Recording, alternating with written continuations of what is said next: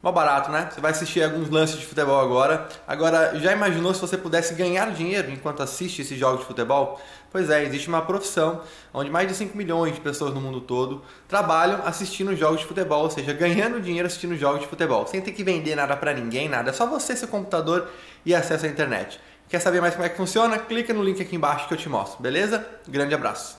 Que tem essa alternância, mas que sempre alguém possa manter um pouquinho ali a posição, mas quem ganha é o Brasil. Porque, por vezes, o Arthur vai estar jogando um pouco mais pela direita, pode encaixar uma marcação nele, para a gente não ter essa saída pelo lado direito, o Alan pode sair, o Arthur encaixa como um primeiro, a gente pode surpreender pelo lado esquerdo. Então, o Brasil ganha, mas a gente tem que saber também que isso aconteceu porque o Fernandinho não está 100%. A minha dúvida seria, se o Fernandinho tivesse 100%, se o Tite iria fazer isso. Se ele está fazendo porque ele quer, ou porque ele foi obrigado a fazer. Então, também é uma coisa que seria legal a gente ter a resposta dele. Mas ele dá, só uma coisa, ele deu a escalação com o Fernandinho ontem. Foi problema de lesão mesmo. Então, a opção era Fernandinho. Né? Mas ele viu que ele ainda não está recuperado fisicamente e aí colocou o Alan. Então, por causa de uma lesão, eu acho que a gente ganha um pouco mais de mobilidade, um pouco mais de repente, um elemento surpresa também por característica do atleta. E tem outra coisa, a essência, né, da origem do Alan é na lateral direita. Então, se ele quiser, durante o jogo, dar uma liberdade um pouquinho, mostra o Daniel Alves e fazer o Alan fazer a sua cobertura. Fazer essa proteção. A gente pode ainda ganhar mais uma opção de jogo ali. Porque o Alan começou no Vasco na lateral direita, né? Fez muito tempo a lateral e depois foi trazido para lateral com o Ricardo Gomes, exatamente. Depois ele foi trazido para dentro e fez o campeonato que fez, principalmente com o Sarri lá pelo Napoli, que chamou a atenção de todo mundo, né?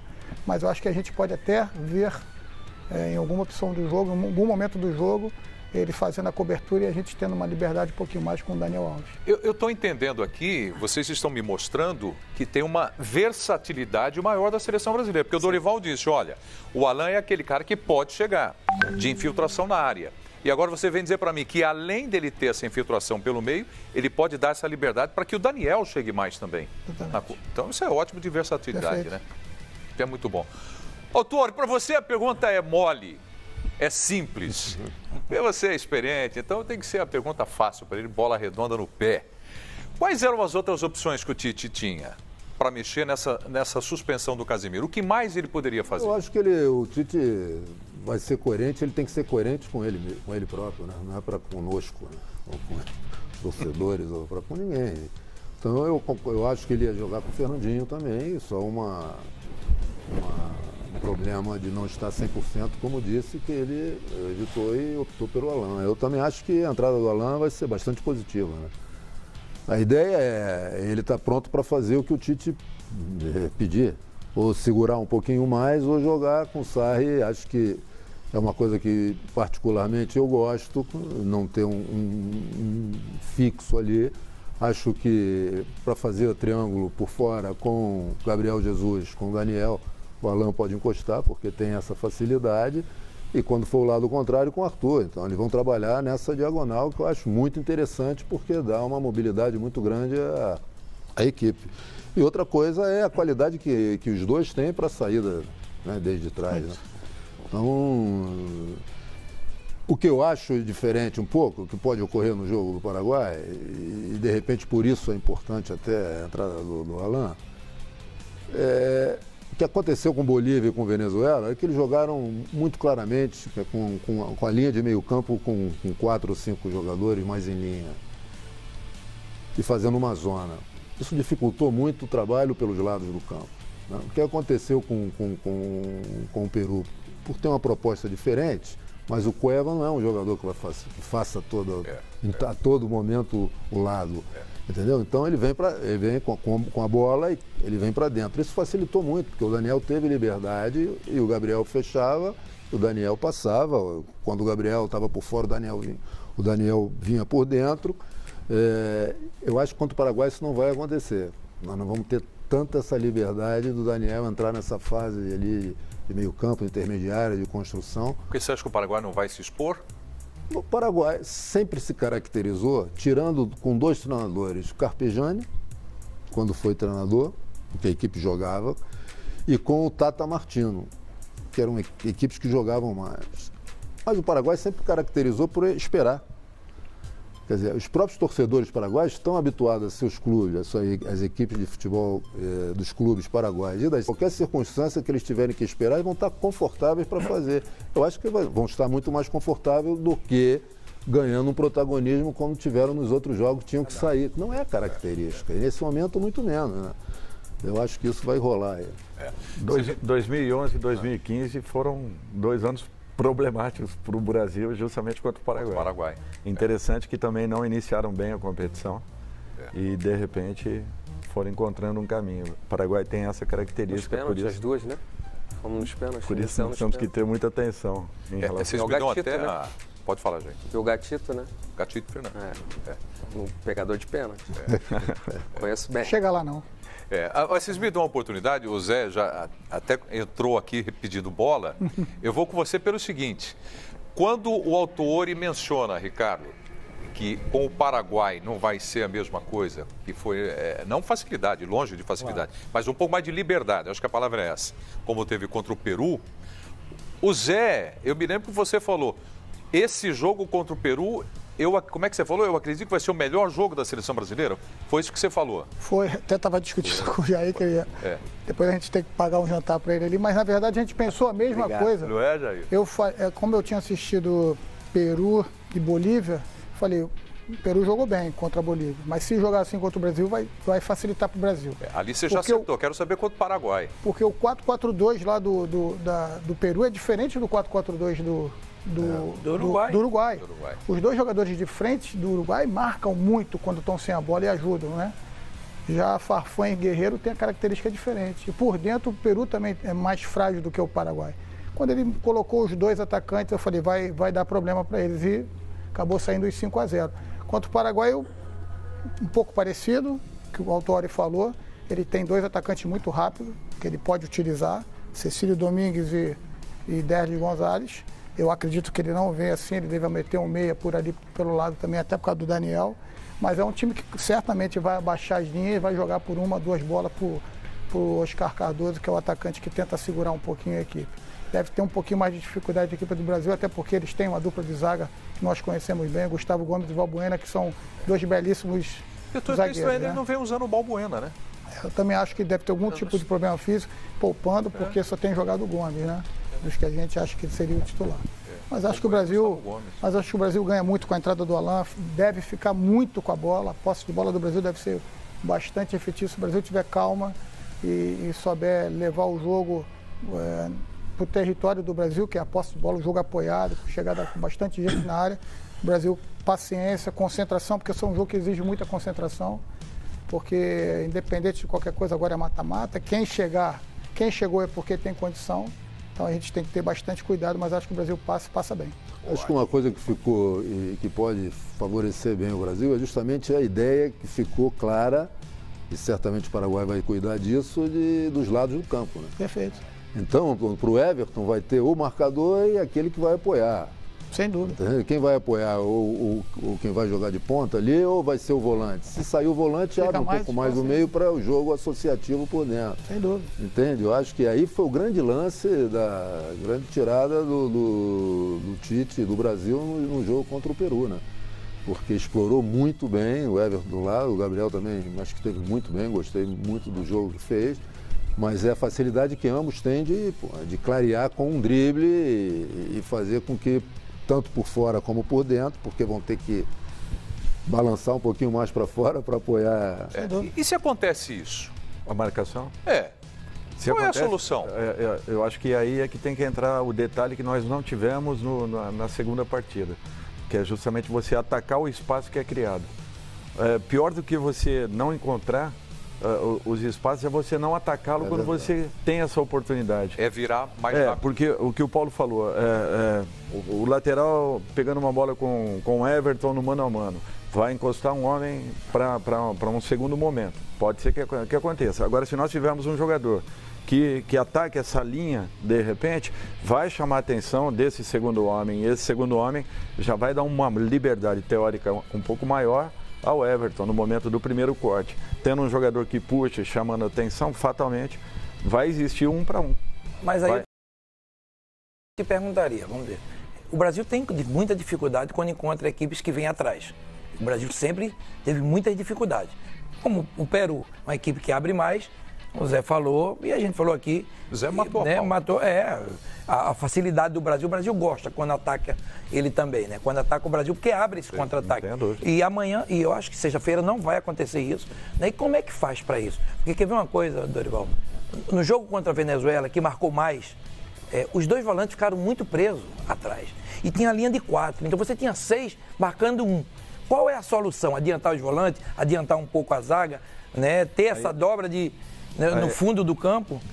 Caso tenhamos realmente essa posse de bola, né, que estamos falando aqui. Mas que não seja só no campo nosso, porque é uma posse enganosa. Você precisa atacar. Não, exatamente. Caso nós tenhamos essa posse de bola, aí para mim seria fundamental que nós tivéssemos ou o Alan ou o Arthur executando essa função de meia e não de um segundo volante. Ou até a entrada do Daniel pelo lado. Mas atacando esse espaço que precisa ser atacado, porque senão nós ficaremos limitados às trocas de passe com 2 volantes por trás. Exato. E sem o corredor que o Daniel fatalmente poderia ter, um time bem posicionado, simplesmente eles vão fechar os espaços para as penetrações de quem venha, ou com ou sem bola. Então, o que eu imagino e que não aconteceu na segunda partida foi principalmente que contra o Peru nós atacamos muito esses espaços criados. Quando você ataca um espaço sem bola, você chama a atenção de marcador, você abre, você distancia um pouco os marcadores. E é isso que talvez a gente vai precisar, que nós tenhamos esses jogadores que penetrem, que não recebam essa bola de repente, mas que causem um desconforto aos homens que estejam um pouco mais fixos na última linha de marcação. Isso aí que o Ricardo colocou, Dorival, Zé, Jair, Prieto, eu acho importante pensar o seguinte: o que aconteceu de bom no jogo com o Peru? Um gol saiu cedo. Também. E depois, outra coisa que nós temos que levar em conta foi o segundo gol. Sofrer gols, todas as equipes sofrem. Umas sabem reagir mais ou melhor. Mas a maneira como, por vezes, a sua equipe sofre um gol, desmoraliza. Aquilo abalou. E abalou. Foi claro, o Paulo Guerreiro foi claro. Nós temos que entender isso, Paulo, até porque até o momento do nosso primeiro gol, o Peru fazia uma marcação até adiantada. Não dava liberdade para os nossos homens de meio e nem zagueiros trabalharem com tranquilidade. O Brasil que parecia mudou o jogo completamente. Mudou o jogo completamente a partir daquele gol. E o segundo veio. Eu não sei se vocês concordam comigo, uma coisa importante, que qualidade para isso de sobra, Daniel, Marquinhos e Alan, ou seja, o lado direito, essa virada de jogo no Everton, aberto. Fatal. Você está entendendo? Você vai trazer a marcação do Paraguai todo para o lado direito. E fizemos isso no jogo com o Peru. Quando você vira para o Everton, ele vai pegar a mano, cara, porque não tem. A equipe adversária vai estar toda balançada para o lado da bola. Cara. E por Marquinhos, qualidade suficiente, Daniel, nem precisa falar o próprio Alan. Se fizer essa inversão, facilita muito a jogada de mano. Acho que é uma das possibilidades que tem de se abrir essa possível defesa cerrada que o Paraguai pode colocar. Ô Pietro, outra coisa que eu falei no programa, você até me perguntou o que a gente poderia ter feito diferente no jogo contra a Venezuela, e eu falei da entrada do Everton antes. Foi. Que é o nosso melhor jogador por característica do 1 contra 1, né? Então, a gente já sai ganhando, a gente não tem que esperar um segundo tempo, ou de repente os 15 minutos finais para ter essa situação. Como a gente atacou muito pelo lado direito, mas pelo corredor esquerdo também, então de repente eles vão bloquear os 2 corredores e a gente tem a liberdade do Alan e do Arthur entrar pelo corredor central. Então a gente ganha variações. Não fica só com os 2 corredores fortes, mas pelo corredor central também. E essas bolas, como o Paulo falou, a inversão do contra 1 para o Everton, por mais que chegue uma sobra, ele é muito rápido. Ele tem muita qualidade nesse 1 contra 1. Então vai ser praticamente o cobertor. E ele é muito bom, ele vai no fundo com velocidade e para dentro. Para você marcar para dentro ele tira e chuta. E para fora ele cruza. E outra coisa também. Ele tem os 2 lados. Paulo, você vê que vai ser uma marcação forte. Aí eu te pergunto, vamos dizer, na minha época o treinador me dava liberdade, sai. Um zagueiro não pode sair às vezes com essa liberdade. Porque às vezes ele não é marcado. Porque eles voltam atrás. Na hora que você muda, né, ou troca o passe com velocidade, o Marquinhos é rápido, é um zagueiro rápido. E ele pode abrir essa marcação também, né? É uma opção. E principalmente quando essa saída foi atacada e a gente conseguir roubar a bola, você cria desequilíbrio na organização do adversário, né, com desequilíbrio organizacional e numérico também, né? Agora, isso tudo é a ideia que se tem, né? Entende? Eu acho que o Brasil tem qualidade suficiente. O que mais me anima é a mobilidade que essa equipe pode ter no jogo de amanhã. Detalhe também, né, Paulo, que o Firmino não é um 9 fixo. Então, a tendência é que se abra mais espaço ainda para o próprio Coutinho, para as próprias diagonais do Gabriel Jesus, do Everton, quiçá o próprio Alan, que a princípio deve segurar um pouquinho mais, mas tem essa capacidade, porque o Firmino também dá uma bagunçada na defesa, né? Em alguns momentos, eu vi essa jogada, quando o Firmino sai, o Gabriel vai no fundo e ele toca, tem um cruzamento. E você falou uma coisa correta, o Coutinho está fazendo isso muito bem. Ele está entrando bem, agora precisa entrar mais também. Do outro lado, às vezes, entra o Coutinho, mas quem está do outro lado, né? Vocês que são treinadores, tem que entrar, tem que acompanhar. Entra algo que o Dorival falou e muito bem. Ou seja, quando você entrar no campo do adversário para jogar, é a paciência para ter essa bola usando toda a largura do campo. E o que o Dorival falou, movimentos para criar o espaço. Agora, não adianta criar, né? Foi o que ele foi enfático ali. Pô, você tem que criar e explorar esse... E como que você vai explorar? São os homens que vêm de trás, fazendo uma diagonal sem bola e que cria problema na defesa adversária. O Ricardo falou uma situação muito legal, porque eles jogam no 4-2-3-1 e marcando no 4-4-2. No 4-4-2, o que a gente faz? Os dois atacantes pegam os dois volantes, em caixa de marcação.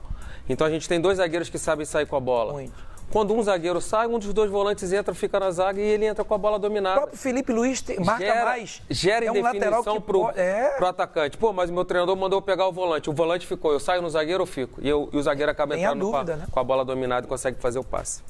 Você sabe que eu percebi que depois daquele jogo contra a seleção do Peru e a entrada do Cebolinha, que você mencionou aqui no programa, Jair. Bota o Cebolinha aqui. Traz o nosso convidado aqui, o Everton. Coloca ele aqui no estúdio com a gente. Olha aqui, ó. Olha que bacana. Eu vi que brilham os olhos dos torcedores. Brasileiro. O Autuori chamou atenção para isso agora. O Jair também, né? Brilham os olhos quando se fala do Cebolinha agora. A importância que ele teve naquele jogo contra a seleção do Peru. Não especificamente o jogo, mas da competição, porque vinha de um empate ruim contra a Venezuela. Então aí a questão é a seguinte, o Cebolinha hoje é o melhor jogador brasileiro em atividade aqui no Brasil? É o Everton? Para mim sim, já desde o ano passado. Ele está fazendo na Libertadores, foi muito bem, né? No Grêmio tá jogando muito bem. É um jogador que te dá muita opção, né? Eu joguei contra ele, eu fiquei impressionado, porque quem marcou ele foi um dos maiores jogadores que eu vi nessa posição, que é o Militão. O Militão é um garoto, é um zagueiraço, joga de lateral, e deu um trabalho a Militão, marcou 2 gols nesse jogo. Perdemos São Paulo e Grêmio, perdemos de 2-1, acho que 2 gols dele. Ele realmente, ele é esse cara. E outra coisa... Os seus olhos não brilharam. Não. E outra coisa, Pedro, quando a gente fala em marcação forte, uma das coisas que pode mudar isso é a velocidade e a habilidade, no fundo. E a aproximação. A gente tem isso. A gente tem isso muito bem. O Gabriel Jesus do outro lado, né, o Cebolinha. Então eu acho que para você quebrar isso, uma das características desses jogadores é essa qualidade. E ele tem isso muito bem. Ele é um jogador que está num grande momento e é aquilo que eu falo. Copa do Mundo e eliminatórias é tiro curto. Quem está bem, troca, não demora. Não demora, porque não dá tempo. E outra coisa, principalmente agora, todos os treinadores que classificaram falaram, agora começa a Copa América.